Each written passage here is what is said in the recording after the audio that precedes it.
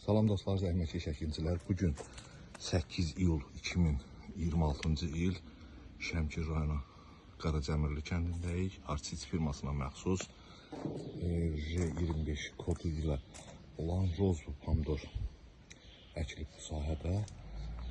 Bir neçə dərim olunub. Harca 3 salxım nağdıq yığılıb, 4 salxım. Qiymətlərin aşağı olması ilə əlaqədar harca 20 gündür məhsul üstündədir, dərilmiş. Və görsənir ki, üstündə pomidorlar nə qədər qırmızı qalır, neçə salxım. Amma ona baxmayaraq məhsul tam bərkliyin qoruyub, heç bir çatlaması yox. Yəni, mükəmməl bir vəziyyət. Bunu iyul əkinin əkib yoxlayacağıq.